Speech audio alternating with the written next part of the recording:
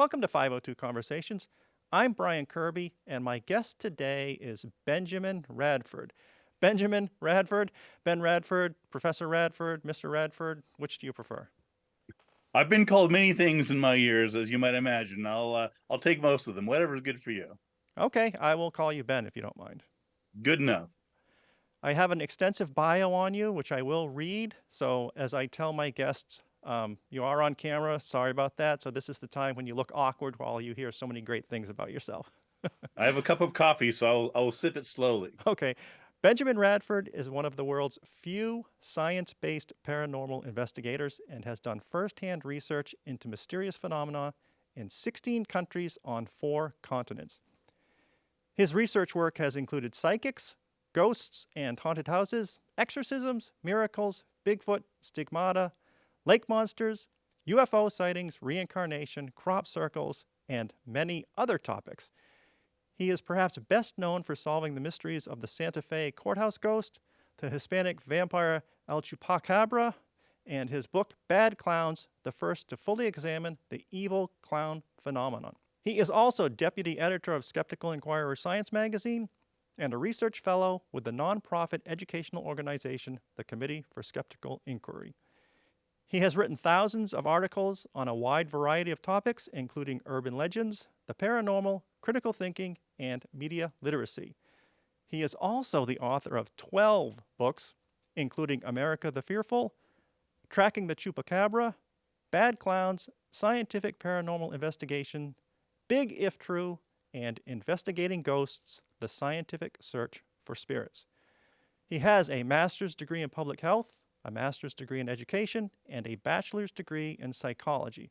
He is a member of the American Folklore Society and the International Society for Contemporary Legend Research, among other organizations. He has appeared on Good Morning America, the Travel Channel, including Destination Unknown, the Discovery Channel, the History Channel, the National Geographic Channel, the Learning Channel, CBC, BBC, CNN, and other networks with 3 letters. He has served as a consultant for the MTV series The Big Urban Myth Show and an episode of the CBS crime drama CSI. His writing has appeared in hundreds of publications, including the Wall Street Journal, Wired, the New York Times, Vanity Fair, Time, Rolling Stone, and Ladies' Home Journal. He is also well known for his podcast, Squaring the Strange, with co-hosts Celestia Ward and Pasquale Romero. That's quite the bio. Did I get El Chupacabra right? The second time? You got Chupacabra pretty well. I grew up speaking some Spanish here in New Mexico, so it's you did better than most people do. I get Chupalapa. Oh, I get Chupa. So it's close enough for government work, as they say. I should also say happy birthday, right? Yes, thank you. A couple days ago was my birthday. Yes, that's true. And I found that Good investigative work. Well, I found it on Wikipedia, and we know that the internet is always true, so I thought I'd go There you with go. it. I did ask you to come on because I want to talk about your book, Investigating Ghosts. It's no secret that it's October right now, of course, right? So we have Halloween coming up. And maybe we'll divide this up into 2 segments, Halloween and a history of that and some urban legends, and then more about formally investigating ghosts. I should say that we've met informally because you were my instructor, my professor for science writing when I did my own master's degree in education in science and the public. So I'm sure I was one of your best students ever. You don't have to confirm that, but don't deny it. You were one of my better students. I'm not going to say you were one of the best, although you probably were. But yes, no. You held your own very well. All right, thank you. I'm just being a jerk there. Sorry. That's okay. All right, you're used to it, right? I'm used to it. All right, a brief history of Halloween. Can you talk? I mean, all your investigative work, a lot of it goes around Halloween topics or things that come up a lot at Halloween. But can you give me a brief history of Halloween and trick-or-treating if you can? Sure, a little bit. It's interesting because, of course, every Halloween, there's interest in it. There's, I get phone calls from the media and the press and things like that wanting to me to examine or in some cases debunk myths surrounding Halloween.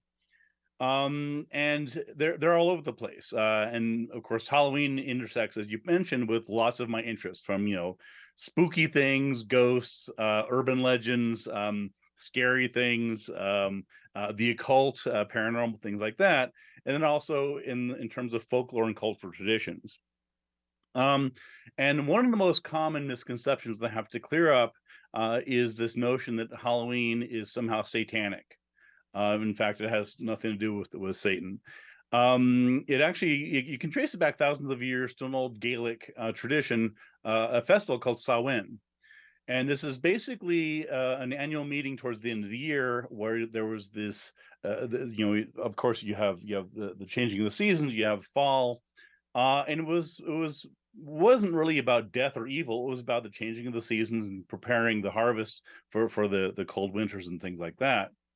And we don't know a whole lot about Samhain just because it was so long ago. We're talking, thousands of years ago. But we do have some, there is some historical record about it. There's discussions about it. And it was really more about rebirth, renewal, and the fallow time for the winters. And of course, keep in mind that this, because it was a Gaelic tradition, we're talking the British Isles. So this was not Florida. This was not Central America. These are places where the winters could be very brutal. And so that was the tradition there. So Samhain sort of connected with All Hallows Eve and All Souls Day. And this is a time when there were when the notion was that the bells were rung for the souls in purgatory. So this is after, of course, Christianity and Catholicism came and sort of imposed their notions on the otherwise pagan traditions.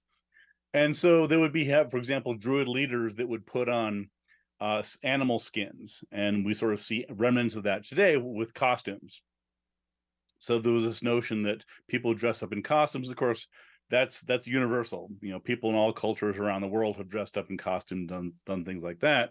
And so that tradition that we see today, of course, it's much more commercialized, right? So the costumes are, Shrek and Power Rangers and Minecraft and whatever kids today are playing. But back then they were sort of much more simple, right? So there were things such as again, different animals, wizards, and things like that. And then you had sort of folded into this tradition, you had the trick-or-treating tradition. And in the 1700s, it was customary, for example, for people to offer a small payment or some sort of token, a little bit of food, candy, something like that, to the poor for praying for the dead during Halloween. So you would have groups of people who would go from place to place, knocking on doors, saying, we'll pray for your dead relatives, we'll pray for others, and hey, as long as we're here, do you have an apple? Do you have something like that? And they were sort of basically subcontracting out prayers. So they'd go from house to house asking for soul cakes, which would be bread. So like fee for services? Fee for services, exactly. It was one of the original healthcare models there. So that's one of the interesting parts about it is, again, so you have this very what appears to be thoroughly modern tradition, which of course, again, in earlier versions of it trace far back. And one thing that's curious about it is that even though today, Halloween is often associated with kids, right? It's kids, it's trick-or-treating, it's kids' candies. It wasn't really up until the 1950s considered to be specifically a children's tradition. It was a community tradition. And then you had children who were sort of becoming more and more the focus of it, sort of brought over here by, for example, Irish immigrants at that time. So again, there's a lot more to it than that. But anyway, that's one of the interesting parts about it. And again, this perpetual notion that comes up is that particularly among conservative families is this notion that somehow Halloween is a cult. And there's really no truth to it. In fact, the earliest practitioners of what we would now think of as Halloween and Samhain, they didn't have any concept of evil, or I mean, they had concept of evil. They didn't have any concept of the devil. I mean, the devil is a distinctly Christian part of theology. So if you went back to some of the original practitioners of Samhain, you would say, are you worshiping the devil? They'd be like, I don't know what you're talking. What is this devil you speak of? So anyway, that's sort of a Halloween tradition in a nutshell. So the modern Halloween that we celebrate, it's sort of like Christmas in a way that really it's Christmas isn't that old. We can go back to what Thomas Nast, Dickens, and I forget the third person um, that, that really helped institute it as the holiday we know it with Santa Claus. Because people Right, say, "Oh, right, I want to go back to the good old days." Well, actually, if you go back too far, it wasn't the good old days of Christmas. It was right, not the pleasant holiday. So exactly. Halloween kind of follows that same tradition. It sounds like where it was American modernized. Yeah, yeah, and of course that I mean that's fairly common for many things. I mean, what we sort of think of today as sort of, there's this tendency to sort of assume or think that what we're experiencing today has always been there, or it's a there's this sort of false nostalgia that we have, as you mentioned before. This sort of things were better back then. Well, in many cases, things were far worse back then. And again, there's this notion of there's this notion that things were either more idyllic back then, or sort of there's undercurrents of danger or threats. And again, this sort of, to tie it back into Halloween, that's why, for example, among folklorists, Halloween is this, I mean, it's a rich time anyway. A lot of my folklore friends, they love Halloween. They have skeletons and giant witch. I mean, for folklorists, Halloween is grist for the mill. But one of the recurring things, speaking of sort of the intersection between Halloween and urban legends, is the venerable poison candy scare, right? So every Halloween, certainly when I was growing up, and to some extent even today, there are these rumors and urban legends that circulate, oftentimes warnings on social media about tainted Halloween candy, or Wait a minute. back then it was. Can I interrupt you for 1 second? We'll come back to Sure. that. Halloween, then, we call it Halloween, but the Samhain and those other traditions, they were pre-scientific. I mean, there were pockets of science and enlightenment around the world, but really, when you're Sure. talking about Middle Europe, it was pre-enlightenment, pre-science. So they thought they were doing something, right? They thought they were appealing to some unseen force for good luck for the rest of the year, or they thought they were helping their dead relatives or something. Is Yes and no. I mean, okay. again, we don't really know the details of Samhain just because it was so long ago and they didn't keep records, but we have some inklings of some of the traditions. So, for example, um, when all cultures around the world are aware of the seasons, right? It's particularly agrarian, hunter gatherers and agrarian societies. You got to know when winter's coming, and you got to store up your food. And if you're not diligent about that, you're going to starve during the winter. So, sort of to modern ears, it may seem a bit antiquated, because, of course, we have modern conveniences. We can go to the store and get things year round. But you have to keep in mind that thousands of years ago, winter was a dangerous time. It wasn't just cold. People would die. People would starve. There were very real dangers that were associated with that. And one of the consequences of that is that you have a lot of curses and superstitions and beliefs that arise from that. This is why, for example, in seafaring communities, there's lots of superstitions about don't go out, in certain weather, or don't go out if there's a black cat crosses your path, or women on ships was a common thing. So when groups of people are sort of more vulnerable to nature, certainly than they are today, this engenders more of a superstitious mindset, because you're wanting to hedge against the gods or nature, or however you imagine it. And so at the time, it was believed that with the turning of the seasons, that there was this the veil, if you will, between sort of day and night, or summer and winter and spring, was thinnest at this point. And living in the dead, I mean, you can make all sorts of parallels. And the idea was that during Halloween, that the veil between the worlds was especially porous. And this is when, for example, souls might return to do good things, do bad things, who knows? Huh, interesting. I wonder how it came to be believed that this particular time of year was like a translucent, porous time for walking between two realms. It's really Yeah, I mean, I think it goes back to this notion of sort of the liminal state, right? This is why dusk and dawn are are more interesting, right? They're, you know, the middle of the day isn't, I mean, it's hot, it's sunny, it's bright. The middle of the night, which is, you know, 2 in the morning or whatever, isn't that interesting. The more sort of marked times for human rhythms and circadian rhythms is light and darkness, right? It's dusk and dawn. That's when people traditionally rose, and, you know, that was sort of the marker before, you know, they had universal time. So it makes sense to me that, in the same way, when you have a culturally or socially marked liminal region, right, a space between summer and winter, and, you know, light, night and day, and death and life, particularly if, as you mentioned, in a sort of pre enlightenment era, you know, it could be very plausible that, yeah, this is when the dead can reach out to us. And I guess, yeah, when you mention dusk and dawn, I mean, there are thousands, if not millions, of crepuscular creatures that, you know, they start to become active, and then you're going to hear all these noises, these things in the forest around you, if you live in, you know, near a forest or something like that. Right. And you might attribute that to these things.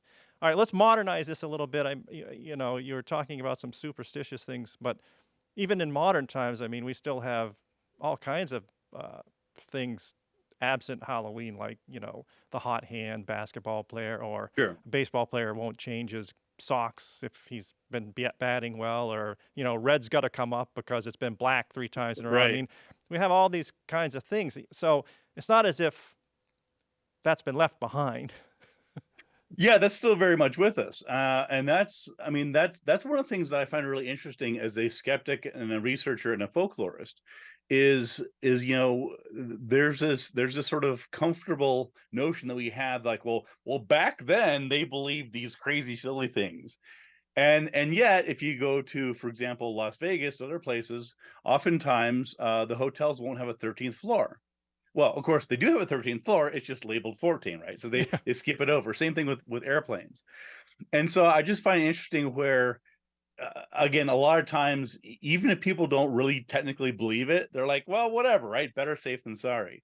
And this goes directly back to superstitious thinking, magical thinking, and curses and things like that. Where, again, I think it's partly a hedge against an otherwise sort of scary random world, right? People want to feel like they're exerting some modicum of control more than they already have. So if a tennis player, for example, Rafael Nadal, doesn't want to step on the lines on the tennis court because it's bad luck, then it's easy enough to not to do that.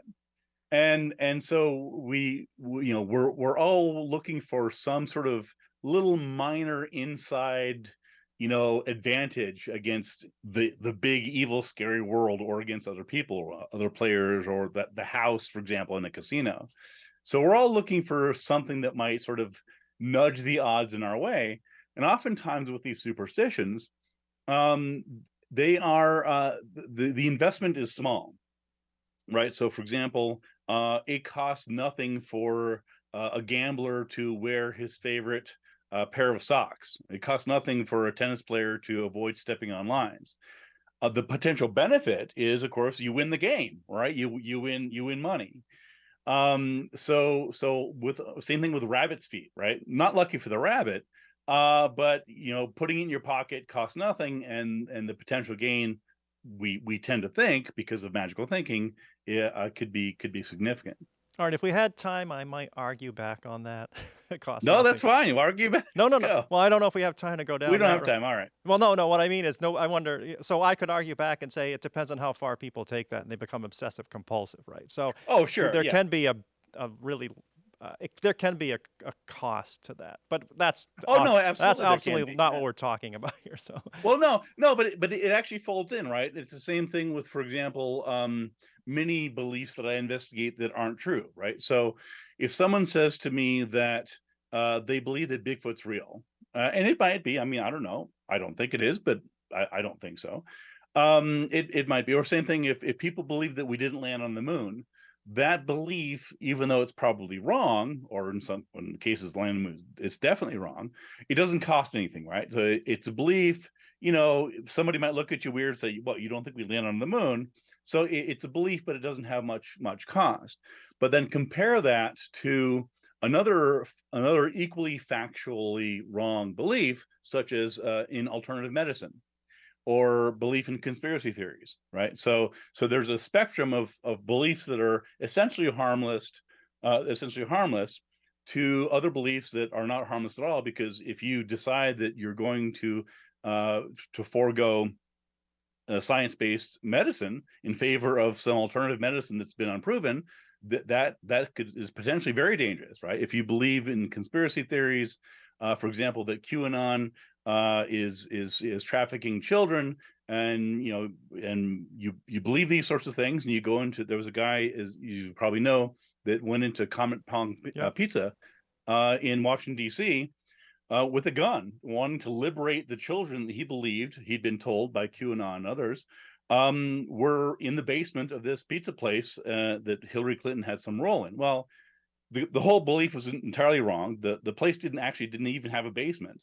And yet, so there's that spectrum of beliefs, and you sort of have to pick your battles. Let's bring this into the modern, okay, because I want to ask you about some of these urban legends. First off, Sure. let's go with tampered candy or apples, because that seems to come up almost every year. I don't think I've seen the newspaper story on it yet, but I'm sure this is one of those legends you've looked into as a folklorist, or maybe not, but I'm assuming you. Yeah, I have. Yes. In fact, a colleague of mine, Joel Best, did some great work on this. I actually saw Joel at a folklore conference in England about a month or two back, and he's done great research on this. And yeah, it's the tainted Halloween candy panic is basically, there's nothing to it. As with not all, but as with some legends, there was a grain of truth to it. So, for example, there actually was a young boy killed from tainted Halloween candy. It was tainted pixie sticks. It was a young boy named Ronald Clark O'Brien in Texas, I think in 1974, 75, 76, something like that. But it turned out that he was actually killed by his father. So his father was aware of this pre-existing legend that, there's tainted Halloween candy and strangers, this and that. And he used that legend as a pretext to kill his son for insurance. So again, there is that one case, but that is not the urban legend, right? The legend that you just pointed out is not that somebody is going to try and kill you, although of course that does happen. The legend is that it's basically a stranger danger legend, right? It's this notion that the world is an evil, scary place, and there are strangers that are in your neighborhood and lurking in your parks and the schools and this and that are trying to kill or abduct children or harm them. And again, that's just simply not true. If you look at the data and the statistics, it's very, very clear that any given child is far more likely to be killed, harmed, assaulted, or murdered, anything like that, by a parent or caregiver than some random stranger down the road. It's just that's where it is. So that's part of it, is this sort of folding into this stranger danger panic that's been around with us for decades. I'm just a few years older than you. I don't know if 4 is a few or not, but so to me, those legends date to the 70s, right? Because I guess that's when I was a kid. So you heard about them in the 70s. Right. And now, so I kind of just assumed they came out of the 60s with, sex, drugs, and rock and roll, and then people want to have a good time by tainting candy and seeing what happens. So, okay, you can answer that, but so you're saying it predates that. So have folklorists been able to track it to any specific story? I mean, didn't come out of Grimm and the poisoned apple and the witch, right? Well, yes and no. It's actually interesting, right? So in most cases, from a folkloric point of view, trying to track down, like, where did this legend really begin, is in most cases impossible, just because the nature of folklore is that, I mean, we can go back, we can identify written texts, in some cases spoken texts, and we can put a date on them and say, well, this legend circulated in Boston in the 1930s, or this legend circulated, was written down by Shakespeare, what have you. But in terms of pinning down specific legends, that's much more tricky. And so what you find is that there are broader themes, or what in folklore we call motifs, right? So you have, you mentioned the poisoned apple, from Grimm's fairy tales, right? So that's one example of where you have this apple, and of course that apple then later sort of became the razor blade in the apple that was originally discussed, right? So people talked about, well, it wasn't that the Halloween candy was injected with cyanide or something like that. It was that there was a razor blade in an apple. Well, just just logistically, it doesn't make sense, right? How are you going to be able to? How can you stick a razor blade in an apple and not have it be obviously seen, right? And so, just Magic. on a right, don't do this. Don't try this at home, folks.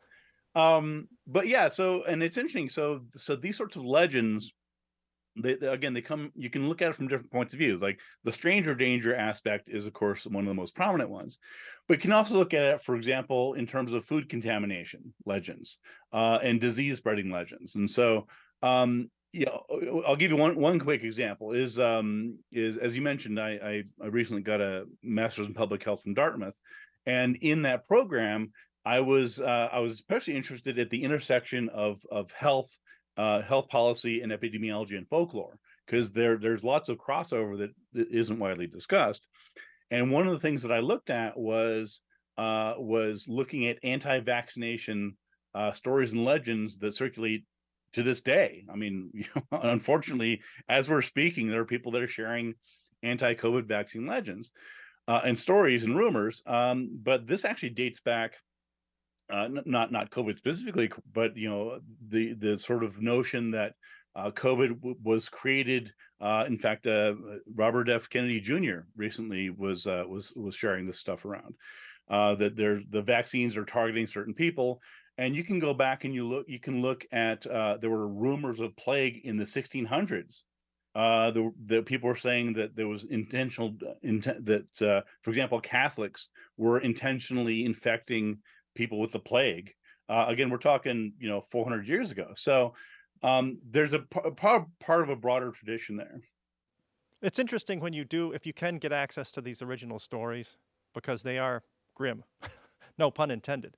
And they are grim, and of course they've been heavily sanitized, right? And so, for us, I for mean, sure. I mean, I'm sorry. I remember listening to a folklorist about the William Tell folklore, and the original story. That the son was actually hired by his mother to guard her secret garden at night, and then he shot someone trying to get into her gate, and it turned out to be his father trying to access his mother's garden. I mean, and the folklorist goes, "Do I have to draw a picture for you what that's about?"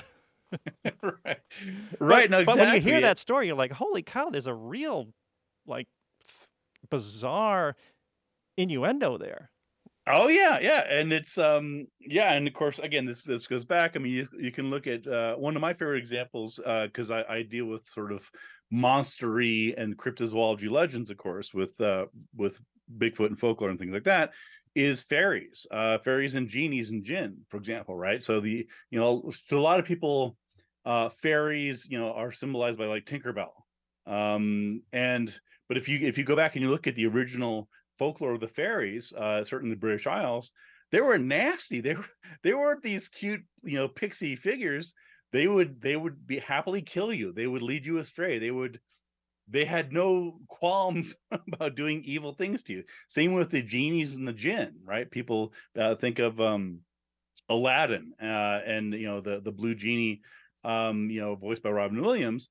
And when you go back and you look at the original notions of the Djinn mentioned in the Quran, it's just fascinating, right? And this is part of Islamic theology, right? Literally billions of people believe in the literal existence of genies and Djinn, in the same way that many Christians believe in the literal existence of angels, and there's lots of parallels there. So anyway, I don't want to go too far down that rabbit hole, but it is interesting to sort of see how these Western notions of these creatures and these what these things do, how they've been sort of changed and sanitized. And I'll just leave you with this. in some of the original versions of Sleeping Beauty, it was not a kiss that the prince laid upon Snow White. I'll just leave it at that. Yes, I've heard that one too. And she didn't actually wake up. I mean, it is a longer story. So It's a convoluted story, but anyway. you mentioned your master's degree in public health and folklore and disease. Can you tell me about the evil eye? Because wasn't the evil eye thought to be I don't know, instigator of disease if you caught the evil eye from somebody or not? Yeah, sort of. Again, this is sort of going back to the notion of, of a supernatural etiology for disease, right? So of course, the germ theory is relatively new, right? We've only had it for a couple hundred years, and before that, people didn't know what caused diseases, right? People thought it was bad air, which is where we get the term miasma, right? So people thought that plagues were spread through foul smells. So there would be like people that would carry perfumed handkerchiefs and napkins and put it over their nose because they were thinking, well, it smells bad, but if it smells better through my through my perfumed handkerchief, then I'll be fine. So there's always been all these sort of folk remedies for diseases and dread diseases. And the flip side of that is, of course, people saying, okay, well, what is causing this, right? Because again, for thousands of years, we didn't know about germs. We didn't know about, viruses and bacteria. And so the question then became, well, why did I get sick and my neighbor didn't, or vice versa? And typically the answers were rooted in theology, right? So you would have people saying that, well, it's God's will, right? You're being punished, you were sinful, you weren't following, you weren't following the righteous path. This is why you got sick or your family died, or whatever else. In other contexts, there wasn't necessarily a theological explanation. There was a supernatural one or a magical one. So this is where you get into the evil eye. So you would have people who believe that somebody could cast an evil eye upon you, and in some cases the evil eye would be something that you might get and not even know it, which is sort of an interesting twist on this. So the idea was that that you should avoid people who are sometimes unusual or strange. It's sort of the shunning of the witchcraft thing.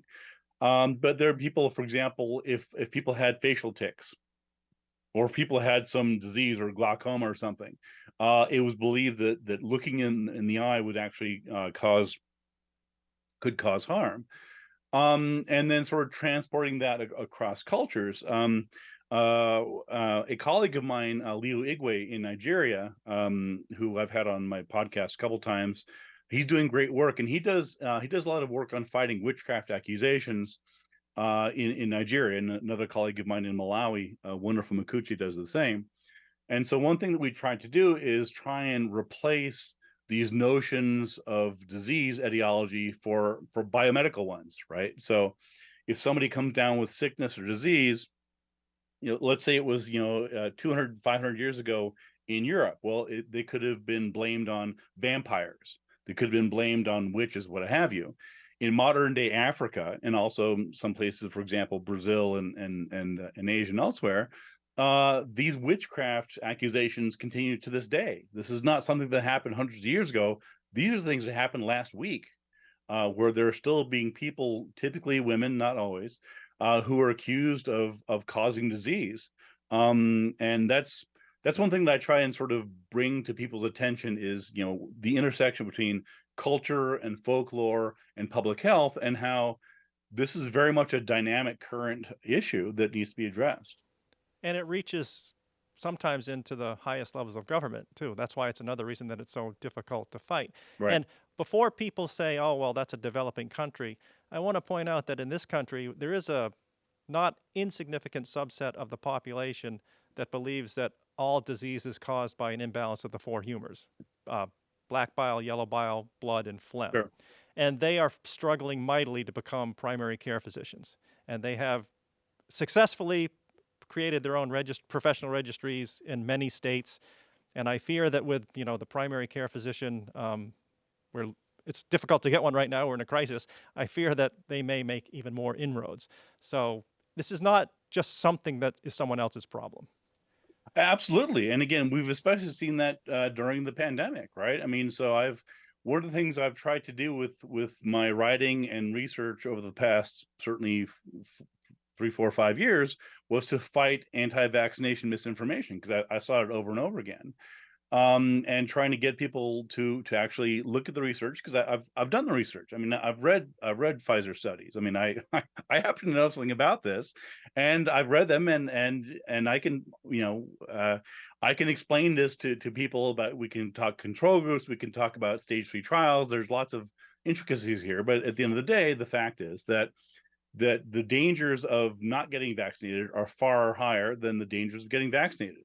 And but again, it's part of the tradition, right? I mean, you not too long ago you had prominent people, including Spike Lee, the director, who was publicly saying that he believed that AIDS was created by the CIA to kill off African Americans, right? And so you have, and of course that draws from a broader tradition of genuine racism and institutionalized racism in terms of Tuskegee and so on. So again, there's an element of truth that, certainly American medicine has not always been has not always had African Americans or other minorities' interests at heart. That's not a reason to reject vaccinations. That's not a reason to suspect that the CIA is trying to kill off African Americans with the AIDS virus. When we were speaking about the evil eye, you mentioned witchcraft. So, urban legends, what can you tell me? I don't know. Can you tell me about witches, modern witches, and where that comes from? Because I know people that are Wiccan, they hate the whole green skin, pointy hat thing, right? So, can you, as a folklorist, can you talk to me about witches and how that became what it is now? Sure. Yeah, it's actually quite interesting, right? So you have it sort of depends on how you define witch, and I don't mean that facetiously, but it does, right? Because um I mean, I like you, I know people who are pagans, who are self-identified witches, and they do rituals, and that's all well and good. They seem perfectly nice people. I've sat in on some of their rituals. To be honest, I found it a little boring, but whatever. Enjoy your candles and smudging. That's, I respect it. It's just not really for me. At the same time, you also have sort of this, as I mentioned before, like in terms of like in Africa and elsewhere, they have, there are people that, again, that are accused witches, who do not in fact have these powers, right? And so you have sort of these. There's the sort of like the cultural idea of a witch, right? So the Wicked Witch of the West, Wizard of Oz. So you have these sort of caricatured, cartoonized, dramatic, sensational, fictional versions of these witches. And then you have people that were accused of witchcraft, not just, of course, hundreds of years ago in Europe, but also more recently in Salem, for example, Massachusetts, and just outside of Salem. And then you have and even though that particular type of witch has been sort of replaced here in America, as I mentioned, there are many places around the world where witchcraft beliefs are very much real and present, and they're seen to be acting all around us. So, for example, again, just to go back to Africa, for example, because I wrote a piece talking about the economic toll of witchcraft beliefs. You may be wondering what is the economic toll, and the answer is that there's a very real economic toll, because in many places, if one person is successful, like if there's a businessman who's successful, say for example in South Africa or Kenya, what have you, a lot of times the community will suspect witchcraft. The assumption is not that that person worked hard and was successful at marketing and saved their money and this and that. The suspicion is that, well, how did that person get ahead? How did that person? Why is he so successful? Well, because, and oftentimes they will believe that it's because someone has cast either a blessing on them or a curse on their competitors. And so this leads, unfortunately, to a reluctance to invest, because people, including many Africans, don't want to put in money into a business that is likely to engender sort of, this sort of jealousy and fuel witchcraft beliefs. Anyway, but sort of to circle back to witchcraft specifically, one of the interesting aspects that I find is, for example, in modern Salem, right, where you have a genuine tradition of actual witchcraft accusations that we're all familiar with, the Salem witch trials.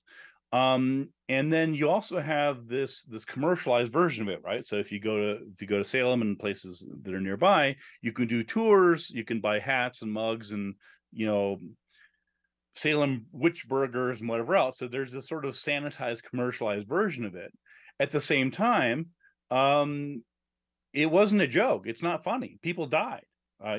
People were accused of witchcraft and were they weren't burned at the stake. In many cases, they were hung. Some were excommunicated and so on. So there's this interesting tension between the traditional notions of what witchcraft is and trying to honor the people that were wrongly accused and harmed, with sort of a, hey guys, let's do a witch tour. Ooh, there's spooky stuff here, right? Yeah, and as you mentioned, it still is just as dangerous in other countries. People are being chased down. People are being killed. It seems like a long time ago here, but it's quite current for a lot of people, unfortunately. Yeah, and I mean, I don't mean to harp on it, but I think it is. It's easy to ignore that if you're not paying attention to what's going on in Southeast Asia, in Africa, in Latin America. And again, it's not just Africa. I mean, there was a case I wrote about, in fact, in Mexico. It happened just earlier this year. I wrote about it in Skeptical Inquirer magazine.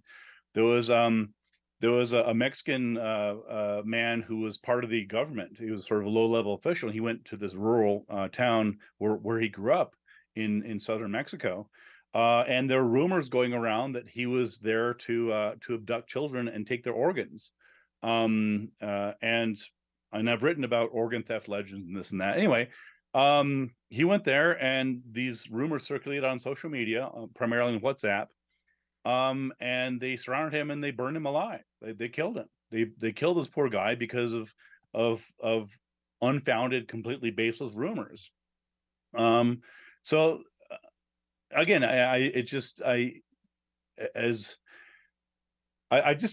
try to impress upon people that these beliefs can and do have real consequences. We can joke about silly beliefs about Bigfoot or beliefs about conspiracy, this and that, but in some cases these rumors and legends can have very real consequences, and so that's why I encourage people to sort of think critically about them. Don't share rumors. I mean, we all do it to some extent, but it's just be aware that beliefs have consequences. And beyond folklore and scary things, what you just said couldn't be more true. I mean, beliefs without evidence have consequences, and we've lived through Absolutely. that for the last few years. We won't talk about it. So there's a direct link there, of course.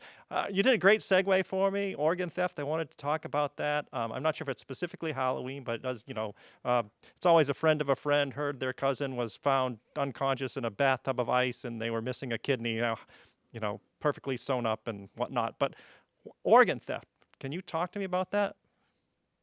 Sure. So Don't again, give me this is another not a fascinating how-to. Not a how-to. Okay, yeah, we don't Talk about want the to do legends. that. No, but again, it's an interesting intersection of rumors and legends and folklore and things like that. So I recently gave a talk on this, so it's sort of fresh in my mind. So there's a couple things. So there's actually two different versions of the organ theft legend. So one of them involves adults, one of them involves children, and I'll sort of give you the thumbnail sketch because it's I could talk for an hour and a half on this. We don't have the time, but I'll give you the short version. So the most common version of, for example, the kind that you would see in urban legends and Hollywood films would be that a businessman goes to a bar. He's at a conference somewhere, and goes to a bar and he sees a beautiful young woman and they flirt and they go back to his room.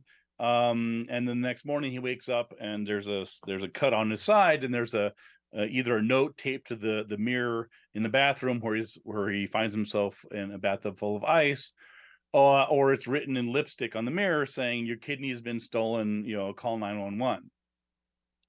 And that's sort of the classic urban legend, and it's been around forever. It was the subject of several films, including The Harvest with Miguel Ferrer, and so on. So that's sort of the classic urban legend version. There's another version which is somewhat darker, and that involves, as I mentioned before, organ theft among children, or of children. So this legend circulates primarily in Central and South America, and to some extent also in Africa and India.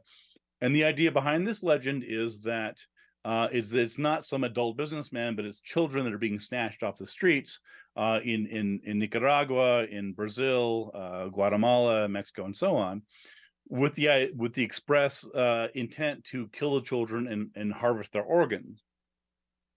And that's basically the narrative there. And so the as you can imagine, this is dangerous, right? Because if people believe this, and many people do, I just gave an example a second ago of somebody that was killed because of these legends. Then, as you can imagine, the people in the community and the parents and others in the community are protected. Like, what the hell, right? I'm not going to have my children being killed for their organs.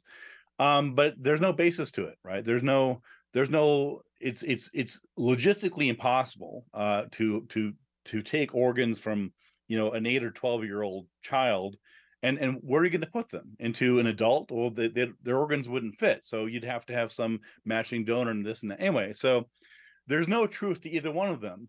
But the child snatching urban legend is somewhat more dangerous, because again, it fuels an understandable reaction and defensiveness that can sort of that the canon has cause harm. There was, again, I mentioned the Mexican guy that was killed.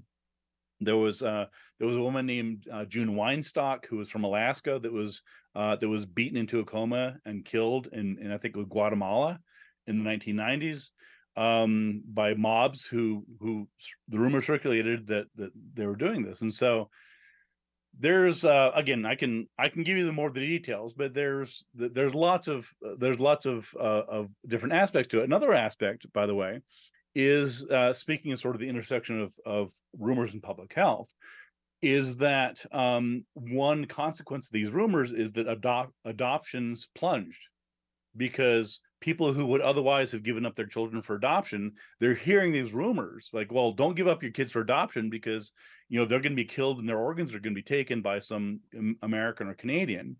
And also, for example, and this has been pretty well documented in Brazil, for example, people who would otherwise seek medical care won't go to hospitals. They're afraid, for example, in Rio de Janeiro, in the favelas nearby, people, even if they need medical help, they're afraid to go to a hospital, because they believe that they'll be killed and their organs taken. And so there are people that are needlessly suffering. In some cases, their diseases are progressing because of these rumors, and they're afraid of what will happen. It's interesting, as you were speaking, I was thinking it seems like an extension, again, not that long ago in this country, and I'm not sure what the politically correct way to say this is, but a couple hundred years ago, if gypsies or Roma were accused of stealing children from towns, and they were persecuted and driven away. Yes. So it's not a strange leap from that to, for the organs, right? So now that's the modern version of it, stealing children for organs. Sure, yeah, and you can go back to you could even go back to the blood libel myth, right? The anti-Jewish blood libel myth, dating back centuries and centuries earlier. So, I mean, again, there's always this notion, and this circles back to what we were talking about before about stranger danger, right? This idea of like there are these groups of capital O others, or capital T them, they, that are the barbarians at the gates, right? They're trying to harm our children, our families, our way of life, and it's easy to demonize people. In fact, in my most recent book, America the Fearful, which I might add won a book award a couple days ago. Oh, congratulations. Thank you. I talk about that a lot, is this sort of the manufacturing of social boogeymen, and how that sort of plays into American culture and politics. All right, one more Halloween thing, and then we'll do a deep dive on investigating ghosts. Okay. And this is what you wrote a whole book about this, bad clowns. So, first of all, I'm of the persuasion that I don't know why anybody ever thought a clown was fun. Who wants a clown at their? I mean, these things are scary, even the happy-looking ones. Oh, there you go. There's the book. I mean, if Yes. you see a clown, I mean, they are not pleasant creatures. So I totally get bad clowns. But what can you tell me about bad clowns? Well, yeah. So again, it's a 300 or 188 page book. So You got 2 minutes. No, just kidding. I'll give it to me in 2 minutes, right? That's always the thing. I go on TV and they're like, tell me all about this. No, in you got 40 5 or seconds. 6. You got 5 or 6. Okay, all right. No, I'm joking, but not really. Yeah. So in the case of I was intrigued by it when I first told people I was writing a book about evil clowns. They're like, what? Like, why? You're like, well, you do stuff on legends and chupacabras and ghosts. What's the connection to clowns? And I saw a very clear one. It was crystal clear to me, which is you have these figures. Unlike ghosts, clowns are real, right? So, or probably real. I don't want to say ghosts aren't real. They're probably not. The evidence for them is. I'll just say this: the evidence for clowns is much better than the evidence for ghosts. Anyway. But so I was intrigued by it because, in some ways the scary clowns were all around us, right? In pop culture, there's Pennywise, there's John Wayne Gacy, the Joker, Harlequin, Killer Clowns from Outer Space, and so on and so on and so on. And yet I hadn't really seen any sort of cultural and folkloric analysis or discussion about it. It was just sort of like, they're there, they're creepy, everybody run. Right? Or avoid them like the plague. And I was interested in, okay, well, that's all well and good, but where did that scary clown motif come from, right? What's behind it? And so I dug into the cultural and social and folkloric history of the clown. So I went back to ancient Greece, for example, where there were clowns and what they did, and they would often sort of tell stories and puns, and they would sit on the street corners and throw nuts at people and sort of make fun of them and hope for tips, sort of busking, if you will. And then there was the Harlequin figure, sort of the masked figure that was associated with the nighttime and scary figures like that. And then you had Charles Dickens writing about clowns. Anyway, so then all the way up to more modern clowns. And so I wanted to sort of look at a couple things, including more other incarnations of clowns. So, for example, I have a section on carnival clowns and what are called dip clowns. So these are clowns. If you go to a carnival or a sideshow midway, they like insult you as you go by. Hey there, fatty, how's it going there? Oh boy, you look high and dry. So if you spend any time on the midways, and I have, and I'm not too proud to say that, you'll see these clowns, and again, they're called dip clowns, and they insult you, and so they want you to plunk down $5 to buy some softballs to dunk them in the dunk tank. And they're clowns. I mean, they're insulting clowns. They're evil clowns. I finished the book talking about trolls and how internet trolls are a version of clowns in terms of being masked, in terms of anonymity, in terms of having the license to say things that other people can't. And I sort of went back to look at when clowns turn bad, because that was a common question. It was like, well, we have these scary clowns like that Stephen King has written about, but when did clowns turn bad? And the answer is that they were never good. It's not that Stephen King came up with the evil clown. Clowns were always this ambiguous character. They were, if for example you look at clowns in Europe and in Asia and elsewhere, clowns were never good. They weren't bad, but they weren't good. They were their own figures. They were trickster figures and jokesters and this and that. So what happened was, and I'll just end on this, I don't want to go too deep into it, but what happened was that part of the reason that Americans grew up with this notion of good clowns is because that's what they saw with Bozo the Clown on TV, Ronald McDonald. They had the clowns that they were most familiar with were happy, smiling, trying to sell you a burger, trying to sell, on TV and this and that.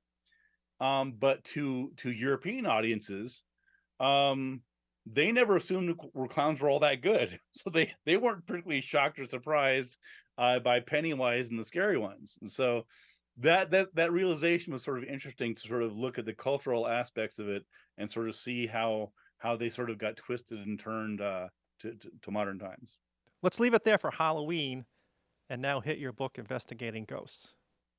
Investigating Ghosts. Okay. I did say at the beginning in your intro that you are one of the few that conduct scientific investigations, Yes. right? All right. Now, let me phrase it this way. So there are hundreds, if not thousands, of paranormal hunters out there, though. And they walk around with audio recorders, EMF detectors, laser thermometers, cameras, and other science-based equipment. And what I mean is it's science-based because, it's based on science, how they work, right? But they just heard me intro you as one of the few science-based paranormal investigators. How do you justify that claim, and how is your investigation approach different? Sure. No, it's a fair question. I should back up by saying that that my book, Investigating Ghosts, was a sort of follow-up to a previous book that I'd written called Scientific Paranormal Investigation: How to Solve Unexplained Mysteries. So in that book, which I think I wrote maybe 12 years ago, 15 years ago, I sort of throughout my going on 25 years at the Committee for Skeptical Inquiry and doing sort of science-based research and this and that into unusual claims, I realized that there wasn't really a how-to guide to investigate these weird things, right? There were a couple books out there. I don't want to diminish them, but I mean, there wasn't really a how-to guide. There were a couple books by James Randi, Joe Nickell, Massimo Polidoro, and a couple others, but there wasn't really sort of a hands-on, like, here's the process by which you would look at anything from crop circles to psychics to Bigfoot monsters, take your pick.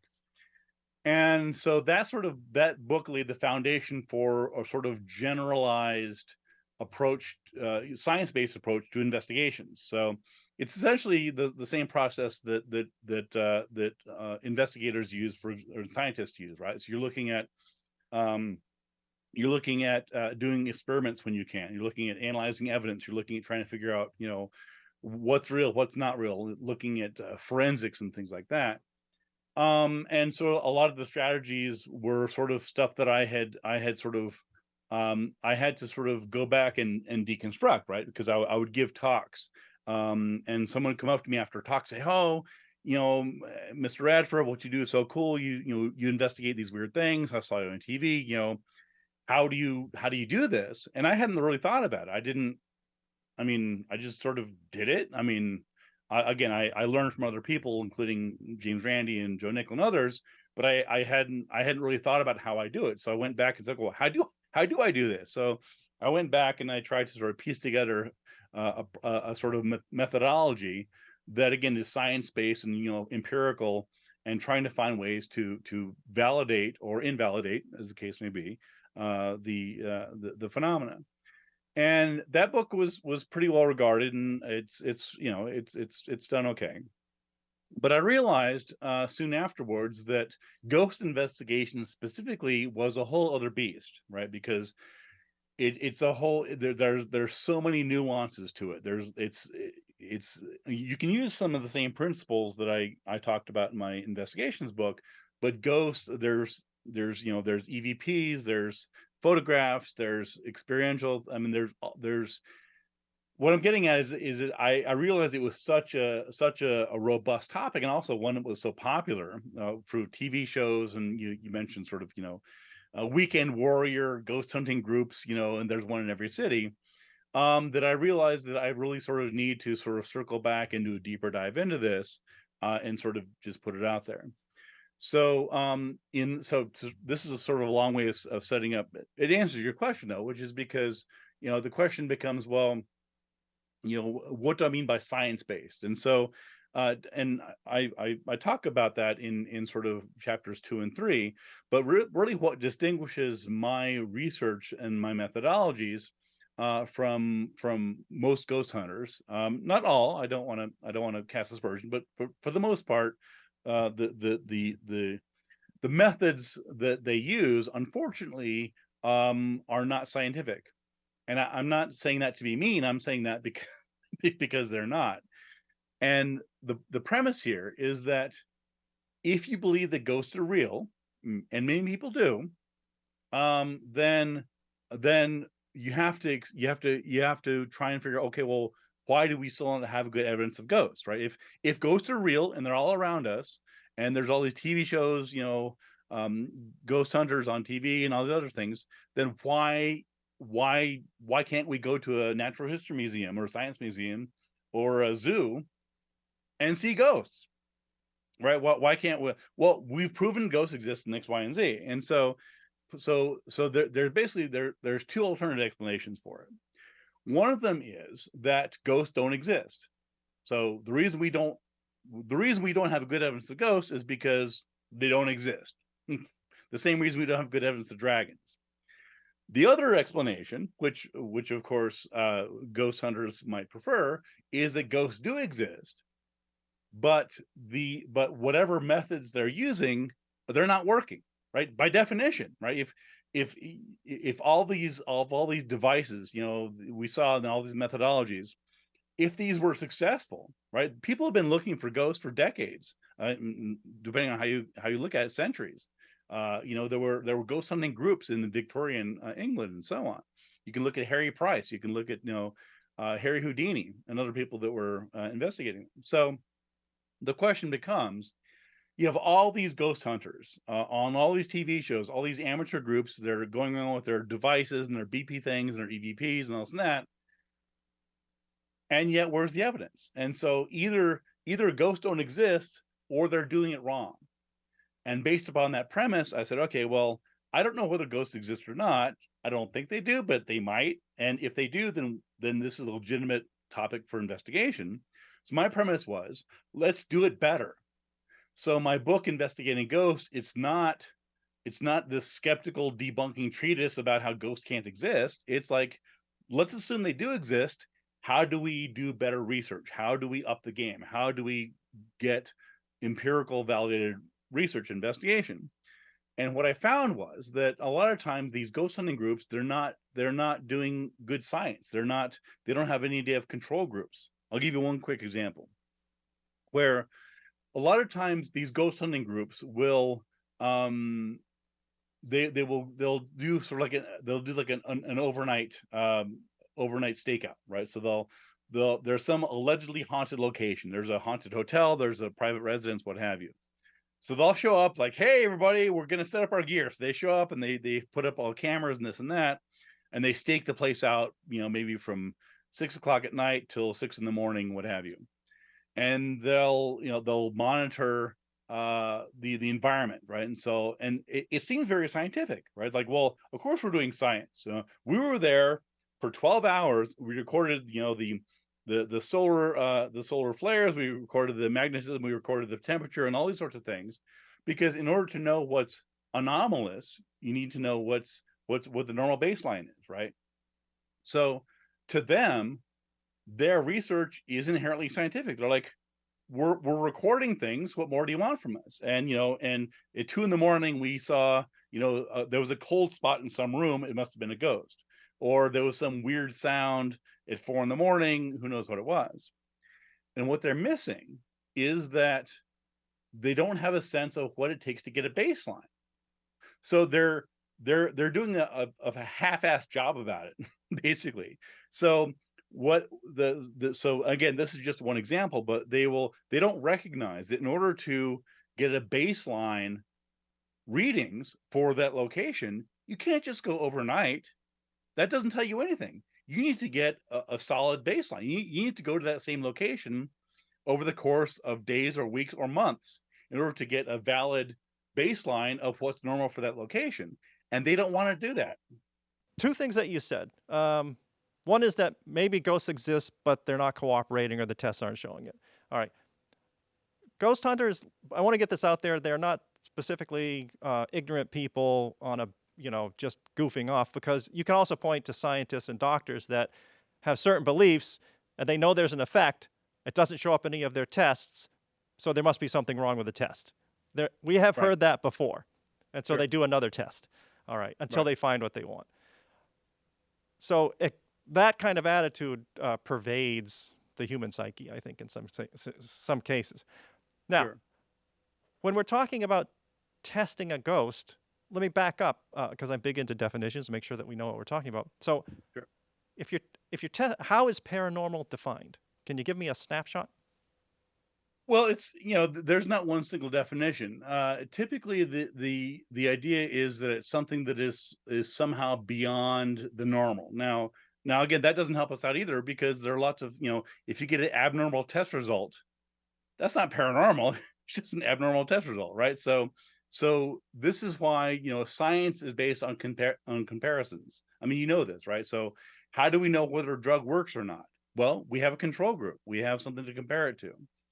And unfortunately, what oftentimes happens is that the ghost hunters, and as you mentioned, they're not stupid. I want to be very clear. I don't look down on them. They're not stupid. They're not crazy. They're not engaging in fraud. I think they just don't have a good background in science, so they don't recognize the flaws in their methodologies. So, for example, one of the most common errors they make is anomaly hunting, right? So they will say, okay, well, let's see if we can find something weird. And I touched on this before in terms of, you have to have an adequate baseline, right? So the problem is that anything weird isn't necessarily a ghost. So they look for, and it's actually the same. There's actually parallels to, for example, conspiracy thinking, right? So the idea is that there is a so-called official story on 9/11 or whatever it is, and the belief is that if they can find some holes in the story, if they can find some apparent contradiction somewhere, like, well, hold on, you said this, but this eyewitness said this. Oh, what's the true story? Well, eyewitnesses can be mistaken. Eyewitnesses can be wrong. We know this. This is well documented. This is not a secret. So the fact that there may be some inconsistencies doesn't necessarily mean that there's any problem with the established science or the belief. And the same thing happens with ghost hunters, where they will focus on trying to find anything weird without bothering to do the effort and put in the time and effort to establish an adequate baseline to find out whether in fact what they discovered was weird or not. And that's one of the problems that I often encounter with the ghost investigation groups. So when you say weird or not, we have like lights flickering, rapping sounds, creaking, scraping. Those have normal explanations. If you search for them, they might have a normal explanation that you can find. Right. Or you can assign it to, oh, do you see what just happened? That's our evidence there. Sure. So how would a definitive supernatural claim be made? Oh, well, there's a couple things. I mean, one thing you have to recognize is that ordinary people experience ghosts very differently than is depicted in pop culture and films and TV, right? So in horror films, ghosts are scary, they're evil, they're doing obvious things, their cabinets are, poltergeist, there's objects flying across the room, doors are opening, closing, people being flung around, that sort of thing, exorcist type stuff. In real life, he said advisedly, people who report experiencing ghosts don't report those. They have what they're defining and interpreting as ghosts are very much more mundane. They are keys missing, right? So if I left my keys there, the keys aren't where I thought I left them. Oh, it's that ghost again, right? So there's lots and lots of people sort of who will have, some weird quirk or misplaced keys or just a sense of being watched, right? So they'll be like, oh, I went into a room and I felt a cold presence, a warm presence. And so the point here is that because these experiences that are often interpreted as ghosts are mundane, as you pointed out, they often have mundane explanations, right?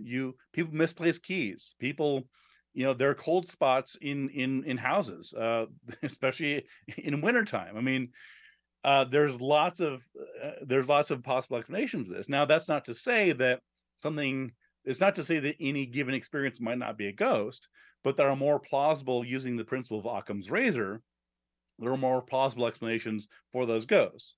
So then, the question you asked was, okay, well, given that that's the case, um, what would definitive what would definitive evidence of ghosts be? And it really depends on the type of claim being made. So, for example, a lot of ghost hunters and psychic mediums claim to speak to the dead. This is very common, of course. There's TV show medium. There's people like Sylvia Brown, Teresa Caputo, John Edward, and so on,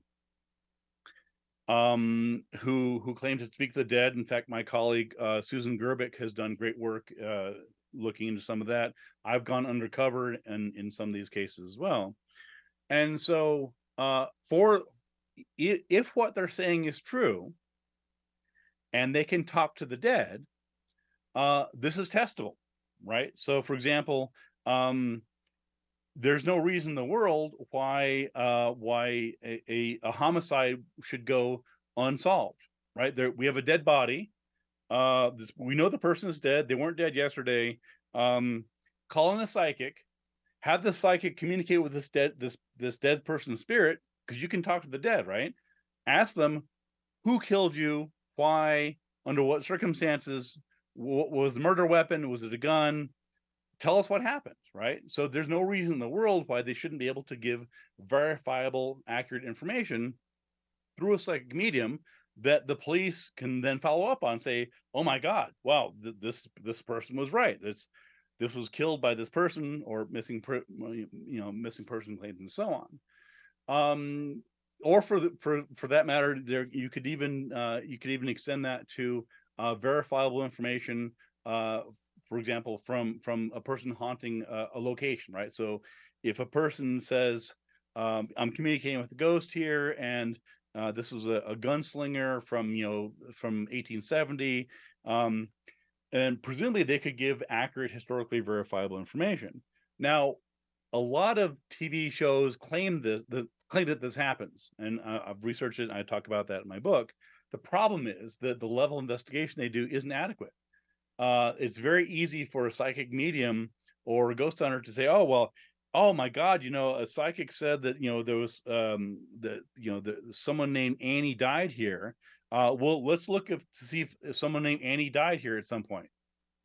Well, probably, if your neighborhood is old enough, if you're in Boston or New York, the likelihood that someone named Annie or Anne or Annabelle, take your pick, died somewhere nearby is around 100%, right? So the problem is that the information that is gleaned from alleged psychic connections with the dead, it's unverifiable. It's the sort of generic stuff. It's nothing that we can really be followed up on.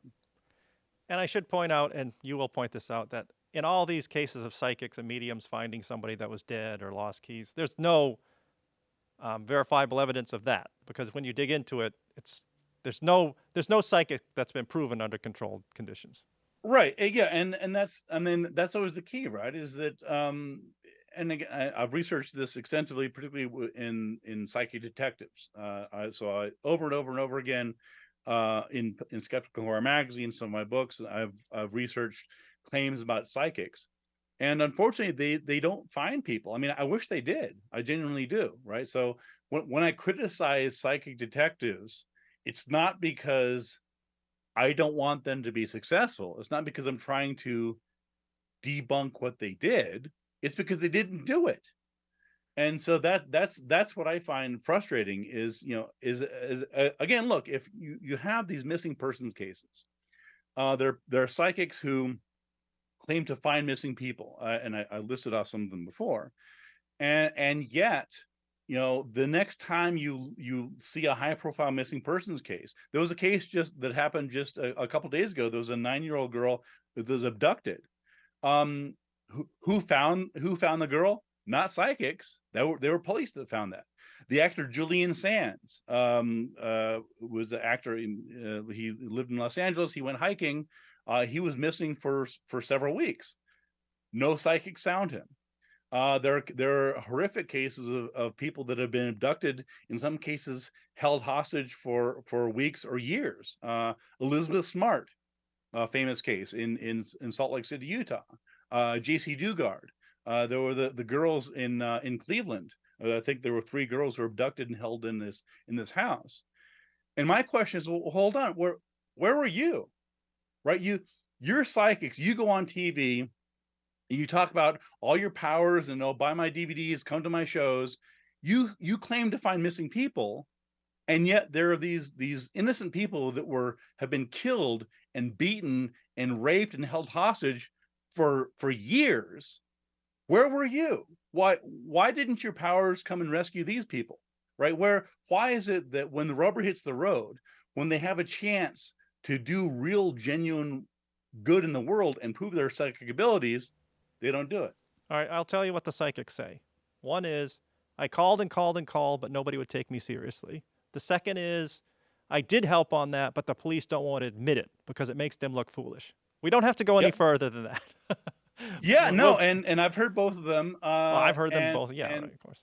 Yeah, and yeah, I mean, and I, like, for example, I'll give you one quick example. So the TV show Medium, it starred Patricia Arquette as Alison Dubois, and when that show, it was an NBC show, as I recall, and when that show premiered, whenever it was 10-15 years ago, on the NBC website, when it goes, oh, here's this big new show, it's about a psychic, real life cases, this and that, she claimed to have solved and worked with the Texas Rangers and the Glendale Police Department. That she said this on the website.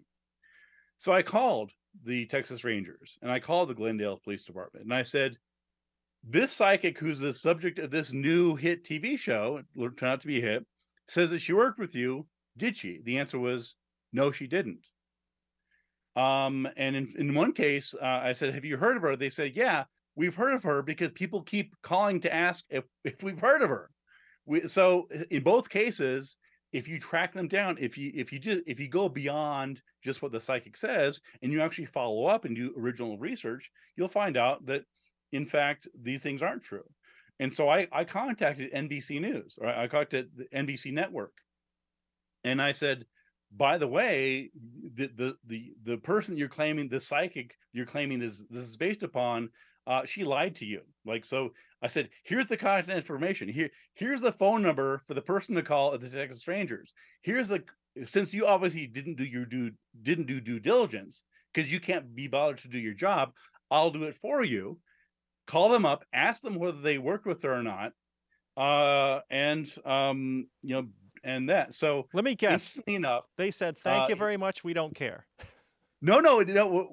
So it was interesting because so when I called NBC, the person I spoke to says, "I don't think I like your tone." I'm like, okay, well, whether you like my tone or not, the psychic that you're promoting, who says that she worked these law enforcement authorities, didn't. And you can either say that they're lying, the police are lying, or the psychic is lying. I don't care the way you sort it out. So the rejoinder to this is that I think that all that happened, I think it was a Thursday. Monday morning, when I went into work, I logged onto the website, those references magically disappeared from the NBC website. Wow, congratulations. Thank you. Wow, that is something. All right, so a lot of what you just spoke about details a proper investigation. And one of the biggest thing is trying to get to primary sources when you can. Right. All right. So those were set, I did this, I did that. Oh, really? Well, let's look and see what the evidence says. So you go right to the primary source and you find different information.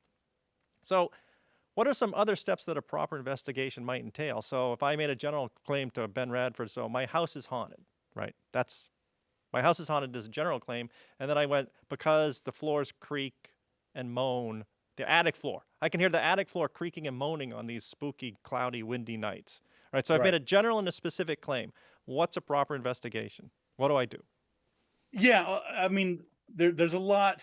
There's a lot of steps. Again, in my books, Scientific Paranormal Investigation, Investigating Ghosts, I spend a couple hundred pages on this. But basically, the first project is to the first step is to clearly elucidate and enumerate what the claims are, because oftentimes the claims will be ambiguous. They'll like, well, weird things happen in my house. Okay, well, what's that? I can't work with that. Give me something specific. What exactly happens? Does the refrigerator door open? Are you hearing banging? I mean, just I need to, I mean, be specific. And oftentimes the people that are experiencing this, again, they're not crazy, they're not stupid, they're not hoaxing. They genuinely experience something they can't explain. And this goes back to my background in psychology, right? So I tend to be very diplomatic. I'm like, look, I don't know. I never met you before. I've never been to your house.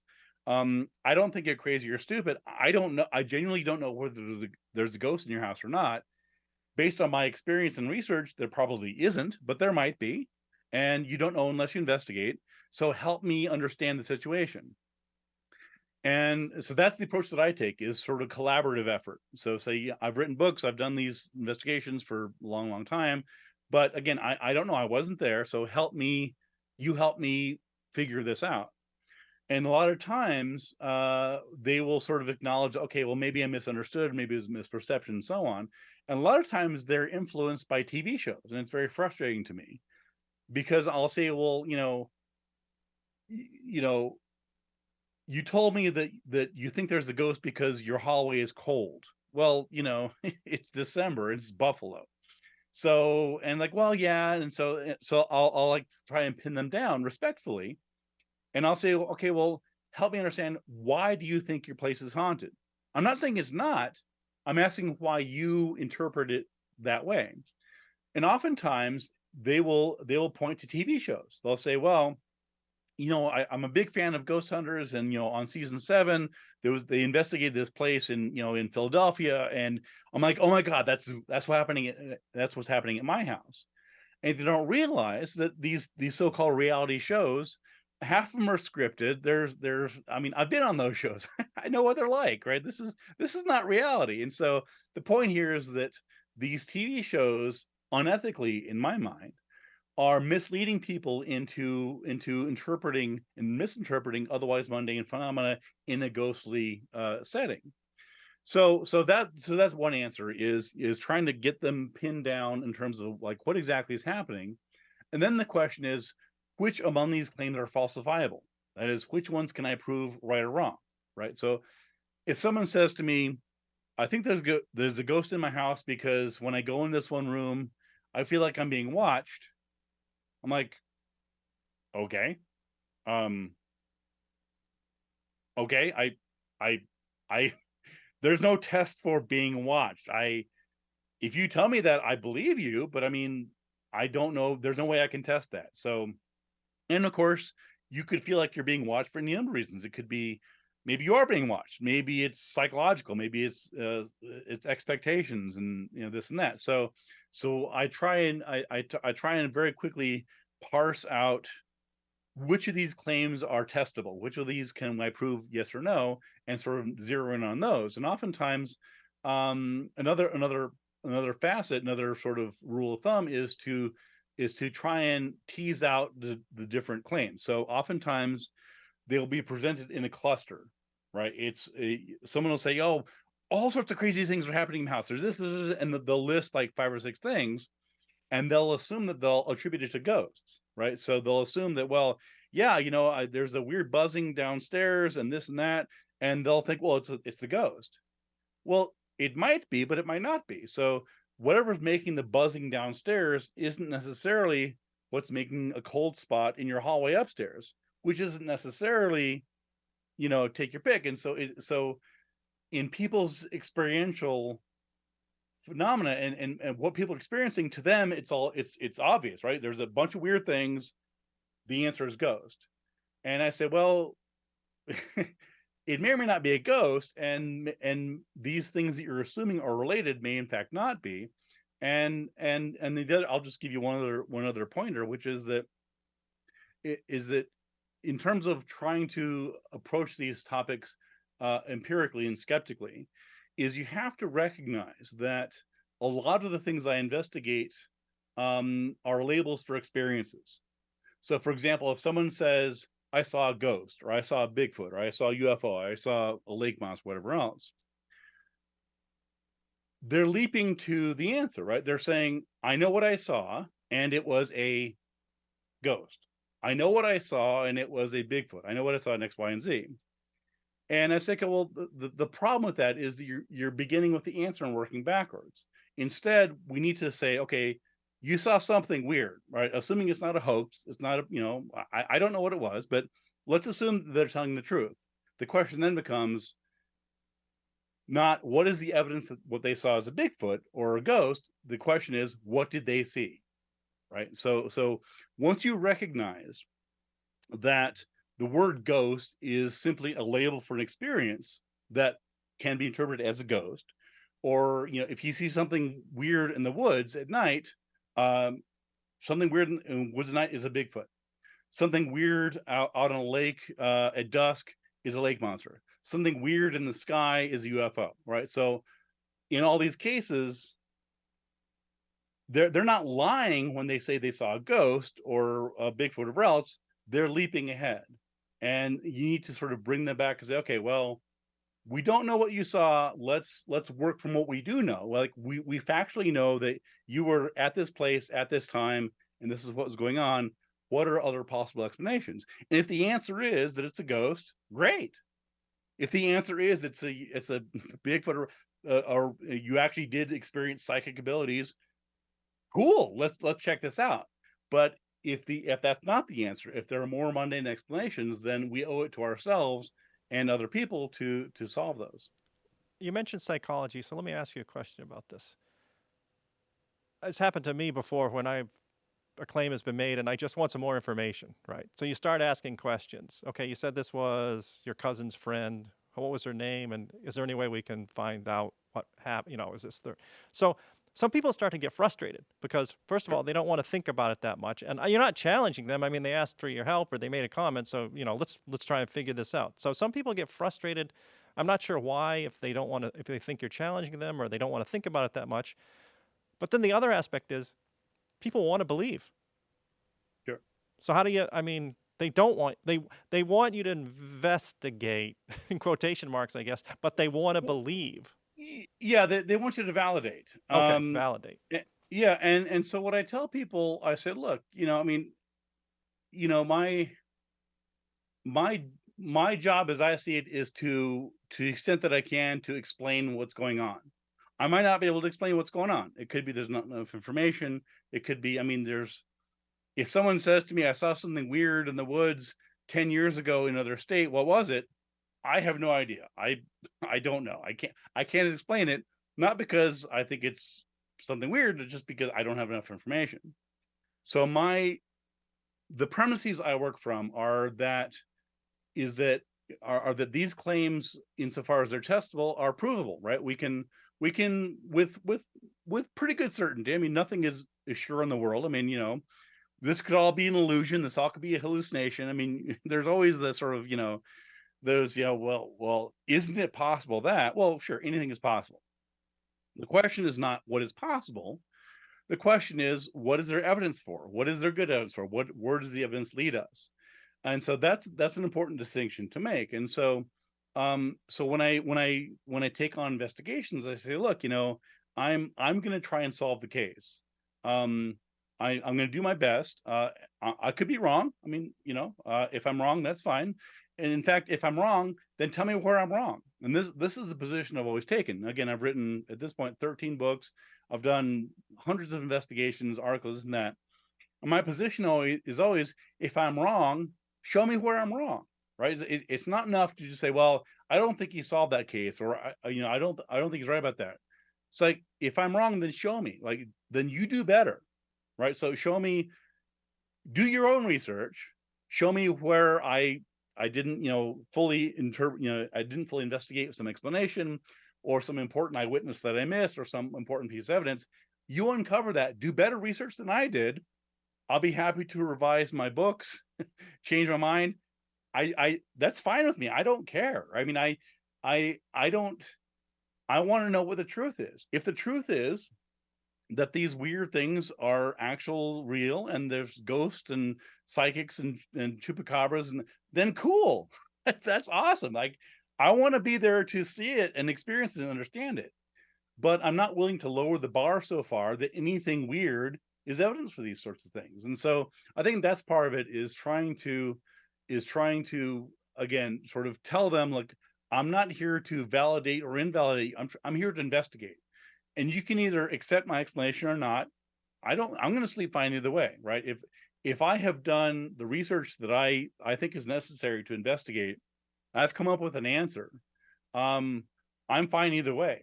And some of my investigations take hours, some of them take days, weeks. Some of my investigations have taken months or years.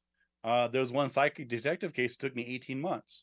I spent 5 years on the Chupacabra case. So if I was absolutely certain that these things weren't real or it was all BS, I wouldn't waste my time. I'm interested in understanding it. I'm interested in the process. I'm interested in, how do we determine whether or not ghosts are real in this specific case? How do we determine whether or not there actually was a Bigfoot, in this video or in this photograph or whatever else? So that's what drives me, is a curiosity about the world and a willingness to put in the time and the effort to find the answer. Following that, okay, have you ever been stumped, or has someone given you better? I guess that's two questions. One is, have you ever been stumped, which just means you could have been stumped. And the second question would be, has anyone presented you with better evidence and here's the paranormal? I guess not, or you would have a different book. But two questions. Well, it depends, right? Yeah. So to the first question is, I've certainly been stumped. I've certainly been temporarily stumped. So, for example, there was one case I wrote about in my Scientific Paranormal Investigation book. I think it's chapter 8 or 10 or something. And I was investigating a haunted house in Buffalo, New York. And what I often do in my books is I provide case studies. So I try and sort of give enough of a background and how I investigated and what I did, and so other people can sort of see the process. It's less interesting to me to just say, here was the claim, I think this is what this was, go away. To my mind, it's much more interesting and informative to show the process, peek behind the curtain, say, this is how the claim was presented to me. This is the process that I use to try and investigate it. Right or wrong, here's my conclusions. And this is the best I could do. And again, if someone has better information, knock yourself out, do better. So in the case I was talking about in Buffalo, one of the stranger aspects was that this guy claimed that he had been attacked by a ghost. Now, physically attacked. Physically he had attacked by a physical ghost, yes. Okay, wow. Yeah, and that was unusual, right? That is rare. That's rare. I mean, I'd investigated a lot of people who claim to have seen ghosts and photographed ghosts and so on, but he was not the first person. He's one of the few people who told me straight up, I'm dead serious. I felt a ghost attack me. It's like, well, this is interesting. So I won't go into the whole story because it's in one of the chapter of one of my books, but the rejoinder here is that he was claiming that as he was going to sleep at night, he felt the ghost kick him, and he was sleeping apart from his wife because they believe the ghost his house was haunted. So he was sleeping in a separate bedroom on a cot, and as he was going to sleep, and again, this is where I said, okay, well, what specifically is happening at the time? Not just sort of like something attacked me. Okay, no, what, where, when, why, how? Give me details. And he said that as he was going to sleep several times, he felt a kick on his leg, and he would wake up, and he said he believed it was the ghost. Well, I was stumped by this because I had done this investigation. I think I was there for about 2 weeks, week and a half, and I investigated most of the other parts of the story, including weird sounds and a mysterious photograph, which I explained this and that. But this was the part that I couldn't, I didn't know where to go with it. As it happened, the next night I was actually and went to dinner with my girlfriend and her best friend and his her husband, who's a police officer, and I began. They're like, "Yeah, so what are you working on? What case are you working on now?" I said, "Well, actually, as it happened, I'm investigating this haunted house about 45 minutes away from here, and I was explaining this part of the investigation I hadn't been able to solve." And she says, that sounds like what my husband has. It's called restless leg syndrome. And as you're going to sleep, your leg will twitch. And if you believe that there's a ghost in the house and it's affecting you, you could very easily attribute that to a ghost because you don't know, you're feeling something. He's not making it up, but it happened, as you're going to sleep, and all the symptoms matched. And when I presented, he's like, "Yeah, you're probably right." So there was a medical explanation for it. So I was stumped for a while, but I ended up solving it. So as I mentioned, sort of more broadly, there are times when, if someone, as I said before, if someone comes up to me and gives me some ambiguous, if there's not enough information for me to solve it, then no, of course I can't solve it, right? There's times like that. In terms of cases where that's actually a really interesting question, like where I felt that I was proven wrong or some part of it was not right. Or there might be an equal paranormal explanation. Yeah. Even something Um, equivalent. yeah, no, that's a really interesting question. I mean, I'm trying to think of any cases, you know. I would think that if that had happened, then it would stand out and you wouldn't have any trouble finding it in your head. So probably it's Yeah, well, unlikely. here's the thing. I mean, I've certainly been criticized or had comments of people who said, "Well, I don't think that's right," or "I think you're wrong," and that's fine. I mean, my research and my work is, it's the best I could do. And as I mentioned before, my answer is always, "Well, what's your explanation?" Right? If you think I'm wrong, I got something wrong, that's fine. What did you do? Right? And typically the answer is nothing, right? They didn't want to put in the time and the effort to investigate themselves, even though I've given the blueprint, right? I mean, like, I wrote this article, I wrote this book chapter. Here's the claims, here's how I investigated it, here's what I think happened. And so I've sort of laid out, like, if you want to duplicate my research or you want to do your own, more power to you, right? But oftentimes they they're not as interested in solving the mysteries as I am. They're happy to criticize and poke holes and, well, this and that, and I don't think this is right, whatever else. And so a lot of times it's not that I'm the smartest guy in the world and no one else could have solved the case. It's just that no one else put in the time and the effort. And that's what's frustrating to me. So, I would say this is a theme that I come up with over and over again when I'm talking to Bigfoot researchers, when I'm talking to ghost hunters. My criticism is not that these topics are stupid. It's not that ghosts can't exist or Bigfoot can't exist. My criticism is they're not doing it right. Like, do your job, right? If these things are real, they're worth real investigation, right? If you claim to think these things are true, you claim to believe in them. So do your job, you know, increase the quality of your research so that scientists and skeptics will say, yeah, oh my God, you're right. All right, one final question for you, Ben Radford, investigator of the paranormal. Now, you've worked on these ghost shows, you've worked in tandem with the ghost hunting teams, you've been the token skeptic there, or however they frame you as a skeptic, doing your own investigation, I guess, in tandem with them. One thing with these EVP machines and the infrared cameras and all this, it seems like it's very difficult for the ghosts to reach us on this side. So it takes a lot of sensitive equipment to find them. Yet when these people are doing the ghost investigation, somehow they think that it's much easier for the ghosts to receive us because they will just say, "Ghost, are you here? Can you give us a sign?" Right. Have you talked to them about why does it seem like that is such an easy, I mean, that seems to be a contradiction to me, that it's super easy for them to hear us, but difficult for us to get to them. Yeah, I think part of it goes back to part of it goes back to laziness, right? It's easy to sort of sit back and just say, "Hey, everybody, is there a ghost here?" So part of it is, well, that's part of it is again, keep in mind that for most of these ghost hunters, just to use an example, their model is TV shows, which themselves aren't doing good research. So the way they think they're supposed to do this is something that they saw on television, which hasn't produced good results. I mean, it's like, oh, some spooky thing, this and that. But again, that's the problem, is that these amateur ghost hunters, and I'm not using that word disparagingly, but they're not trying to do quality research that would actually yield any results. They're just copycatting something they were told is the correct way to do this. Unfortunately, often these TV shows that don't do anything at all. All right. Ben Radford, investigator. Do you mind if I say paranormal investigator? Because you do it. Take your pick. All right. Paranormal investigator, you have been my guest here on 502 Conversations.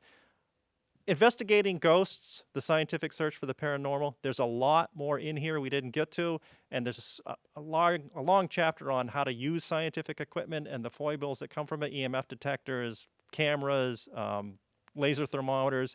You delve into that. You've got some great stories here of famous ghost stories that apparently aren't ghosts, but they make great movies. Okay. So I greatly appreciate your time. If anybody wants to hear or read more, you're all over the internet. You have your own podcast, Squaring the Strange. You write for Skeptical Inquirer magazine. You have dozens of articles available online, 12 books. Now 13. Now 13 books, and one is a recent award-winning book, America the Fearful. Yes. All right. I greatly appreciate your time. I know it's Halloween, so you get this all the time. So I appreciate you sitting down and taking so much time with me. Not at all. Thanks for having me on. It's been a great conversation. All right. You're welcome. Thank you so much.